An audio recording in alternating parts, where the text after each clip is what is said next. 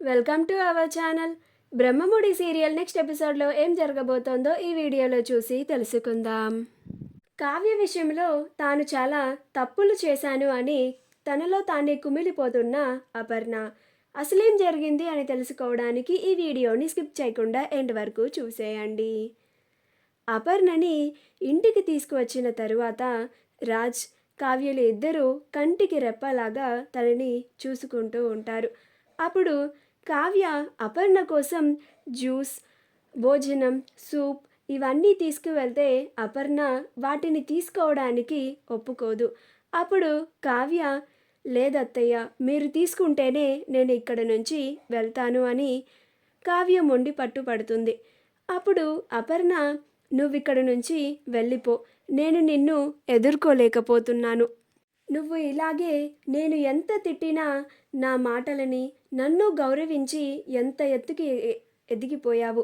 నేను ఇప్పుడు దాన్ని ఒప్పుకోలేకపోతున్నాను. నేను నీకు అన్యాయం చేశాను అని ఒప్పుకోలేకపోతున్నాను అని అంటోంది. అలా కావ్య అపర్ణకి ఎదురు పడకుండా అపర్ణకి కావాల్సినవన్నీ చేసి తన గదిలో పెట్టి అక్కడి నుంచి వెళ్ళిపోతూ ఉంటుంది. రాజ్ ఉదయాన్నే అపర్ణని వాకింగ్ చేయించాలని చేయి పట్టుకొని నడిపిస్తూ ఉంటాడు. కాసేపటికి అపర్ణకి అలసట వచ్చి, రాజ్, నేను ఇంకా నడవలేను, కూర్చుంటాను అని అంటోంది.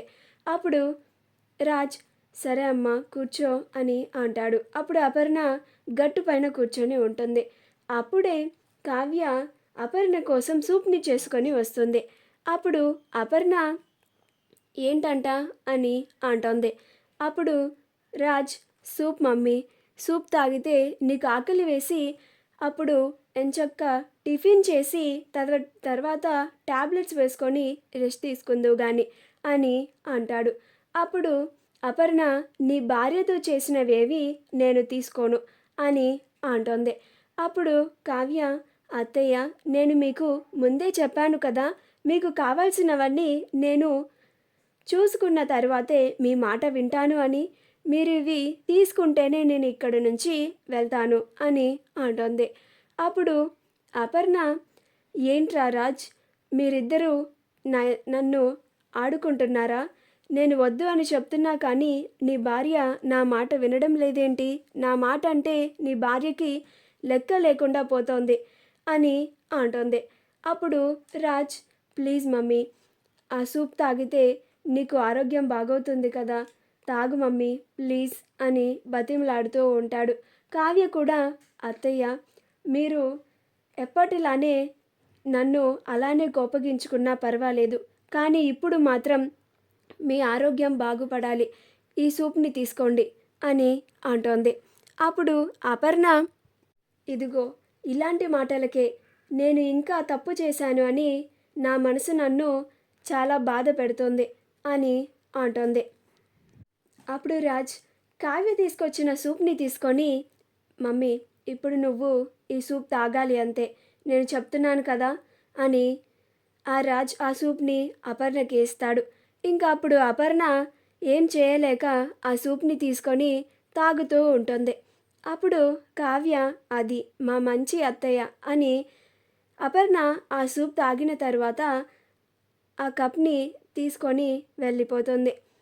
ఆ తర్వాత రాజ్ అపర్ణని పట్టుకొని తన గది వరకు తీసుకెళ్తాడు. ఇంకా అపర్ణ పూజ కోసం రెడీ అవుతూ ఉంటుంది. రాజ్ కూడా రెడీ అవ్వడానికి తన రూమ్కి వెళ్ళిపోతాడు. కావ్య కూడా తన పని అయిపోయిన తర్వాత పూజకి లేట్ అవుతోంది అని రెడీ అవ్వడానికి వెళ్ళిపోతుంది. అలా అపర్ణ రెడీ అయి వచ్చి హాల్లో కూర్చుంటుంది. అప్పుడు ఇందిరాదేవి వచ్చి, అపర్ణ, ఇప్పుడు తేలికగానే ఉందా అని అంటోంది. అప్పుడు అపర్ణ, ఇప్పుడు నాకు కొంచెం పర్వాలేదు అత్తయ్య అని అంటోంది. ఈలోగా అక్కడికి కనకం, మూర్తి, అప్పులు వస్తారు. వచ్చి గుమ్మం బయట నుంచొని అలానే చూస్తూ ఉంటారు. అప్పుడు ఇందిరాదేవి, ఏంటి కనకం అక్కడే నించొని చూస్తున్నావు, రండి లోపలికి అని అంటుంది. అప్పుడు కనకం, వస్తున్నామమ్మా అని ముగ్గురు లోపలికి వస్తారు. రాగానే అపర్ణని పలకరిస్తారు. నమస్కారం అమ్మా, మీకు ఆరోగ్యం ఎలా ఉంటుంది అని అడుగుతారు. అప్పుడు అపర్ణ, నాకు ఆరోగ్యం బాగానే ఉందమ్మా అని కూర్చోండి అని చెప్తుంది.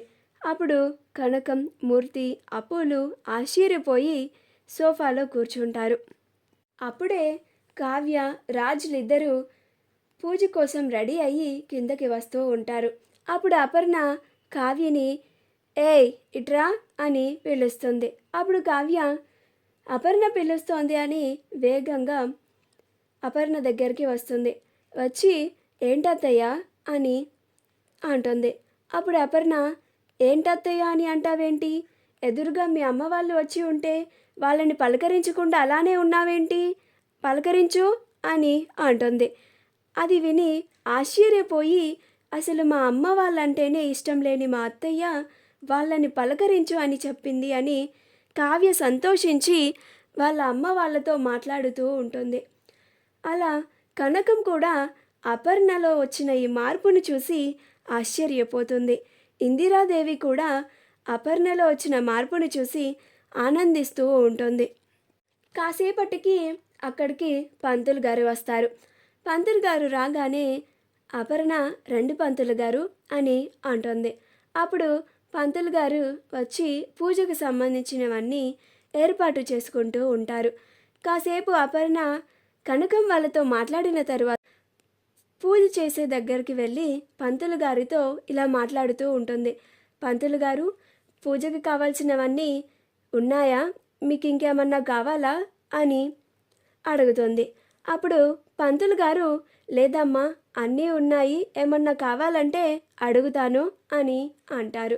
అప్పుడు అపర్ణ, అలాగే పంతులు గారు అని, ఈ పూజ జరపడానికి ఎంత సమయం పడుతుంది అని అంటుంది. అప్పుడు పంతులు గారు, గంట సమయం పడుతుందమ్మా అని అంటారు. అప్పుడు అపర్ణ, గంట సేపు నేను కూర్చోలేను పంతులు గారు అని అంటుంది. అప్పుడు పంతులు గారు, మరేం పర్వాలేదమ్మా, మీరు మొదటలో కొంచెం సేపు కూర్చొని కాసేపు ఆగిన తర్వాత లెగవచ్చు, ఆ తరువాత మీ భర్త చేయొచ్చు అని అంటారు. అప్పుడు అపర్ణ, నేను ఆ మనిషిని నా జీవితంలో నుంచే తొలగించాలనుకున్నాను, ఇంకా ఆయనతో కూర్చొని పూజ అస్సలు చేయను అని అనుకొని, పంతులు గారు పూజని నా కొడుకు కోడలు జరిపిస్తారు అని అంటుంది. ఆ మాట వినగానే కావ్య, రాజులిద్దరూ ఆశ్చర్యపోతారు. మా వీడియో కనుక మీకు నచ్చినట్లయితే లైక్ చేయండి, షేర్ చేయండి, మా ఛానల్ని సబ్స్క్రైబ్ చేసుకోండి, పక్కనే ఉన్న బెల్ ఐకాన్ని క్లిక్ చేయడం మాత్రం మర్చిపోకండి.